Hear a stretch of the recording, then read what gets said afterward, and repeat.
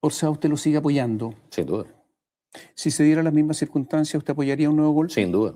Absolutamente. ¿Con todas las consecuencias? Con todas las consecuencias. ¿Con los muertos que...? Con todas las consecuencias. Lamentablemente, y eso es algo que tenemos que hacernos cargo, usted no puede decretar la vía armada como justificada para alcanzar el poder. Usted no puede organizar a 10.000 guerrilleros armados, Vox, del expresidente Frei.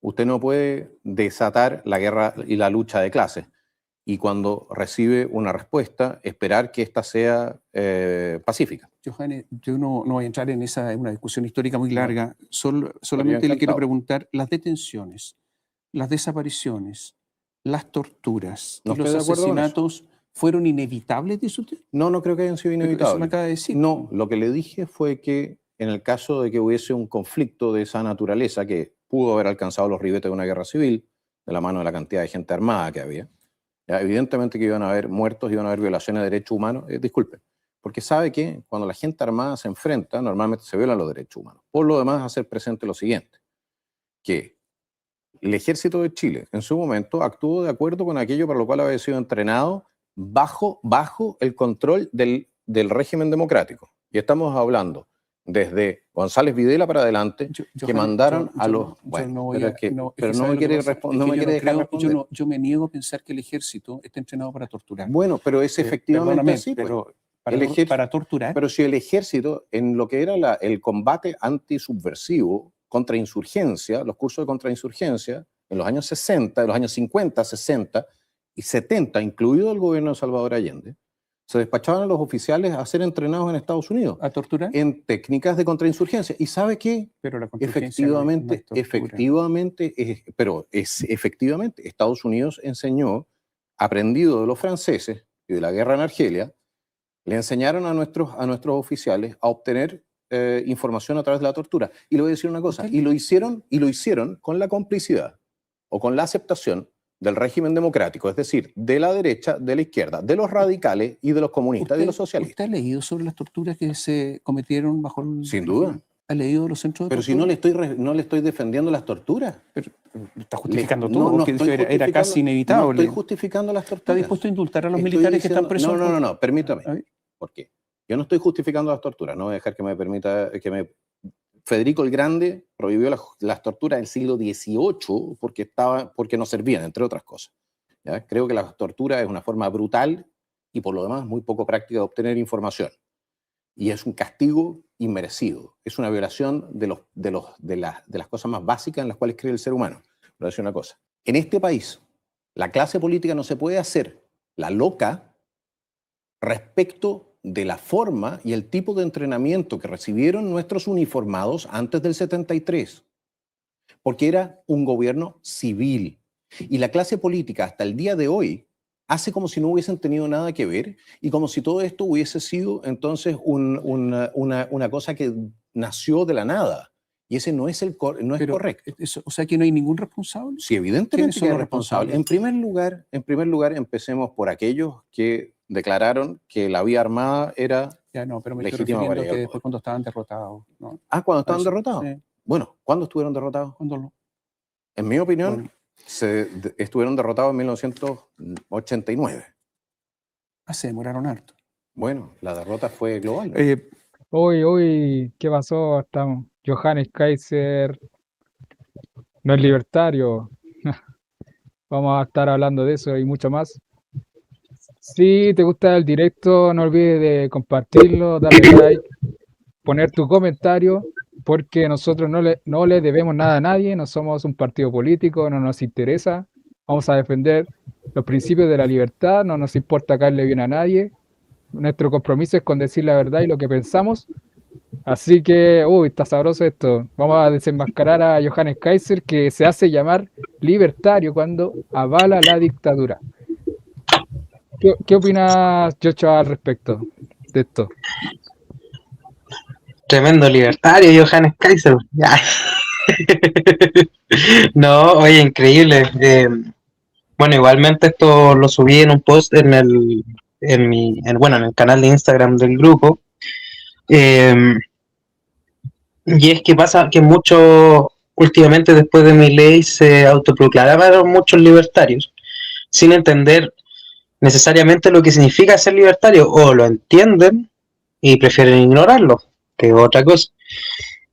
Y lo que pasa con este sujeto, y que su hermano también es conocido como un liberal, bueno, en este caso, Axel Kaiser, bueno, Johannes Kaiser, es un tipo que se autoproclama nacionalista libertario, cosa que, por ejemplo, Juan Ramón Rayo desmiente que estas ideologías puedan unirse. ¿Por qué? Porque el nacionalismo no es como el patriotismo, que puede ser una idea que uno tenga de la cultura, el lenguaje, etcétera, porque el nacionalismo es algo que impone en cierta medida. Y el libertarismo cree o piensa que el individuo es un fin en sí mismo.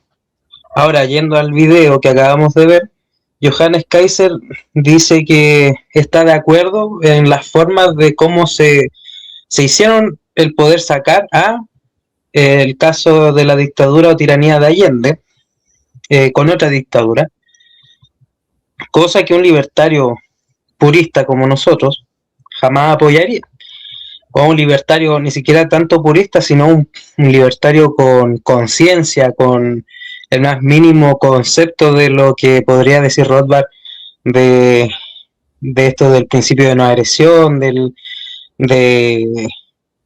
bueno, de hartos tipos de principios y filosofía libertaria.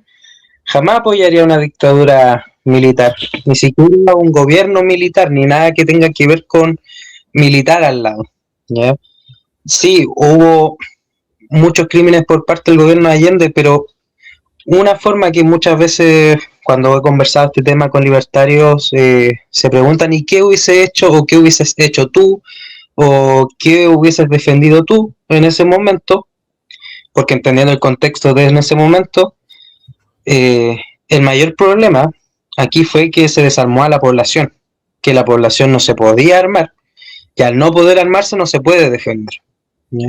Entonces, ponte tú otro gobierno comunista, si se dieran las mismas condiciones, bueno, hay que sacarlo a patadas uno, no tiene que andar esperando que el ejército lo haga. Uno también tiene la capacidad de poder defenderse. Ahora, si los políticos empiezan a defender, oye, tú no puedes defenderte porque, bueno, porque a mí se me cantó así el quitarte el arma y las capacidades de poder defenderte, tú tenés que decir: no, pues papito, usted tiene que dejarme defender porque yo soy capaz de ocupar un arma, soy capaz de poder defenderme. Y el político que defiende un gobierno militar o defiende que las Fuerzas Armadas deberían tener el monopolio de la violencia, es una persona que, para empezar, no es libertaria, y que otra que está en contra de la población, en contra del individuo, porque quitarte la posibilidad de defenderte de un gobierno tirano, de una dictadura de derecha a izquierda, es una persona en la que no puedes confiar. Y Johannes Kaiser es todo menos libertario. Eso. Así es, alguna vez había que aclararlo, ya que ningún programa lo dice. Por ejemplo, la cofradía se hace pasar por libertarios cuando no lo son, y además incluso defienden a Johannes Kaiser. Hay muchos que le besan las patas, como Ana Balón, es un panelista de la cofradía. Bueno, igual vamos a hablar de la cofradía más adelante, así que no se lo pierdan.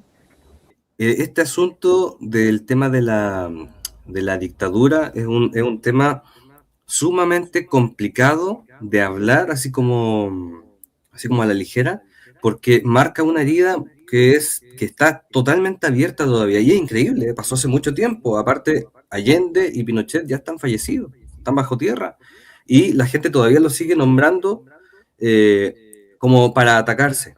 Entonces, justamente lo que decía Joshua, la dictadura de Allende y la dictadura de Pinochet no hubieran ocurrido si la gente hubiera estado totalmente armada en libertad y con una conciencia virtuosa. De hecho, la libertad conlleva la responsabilidad y el también ser virtuoso para poder ejercer la libertad y no terminar en libertinaje, que dejemos la escoba. Eso es la autorregulación misma del ser.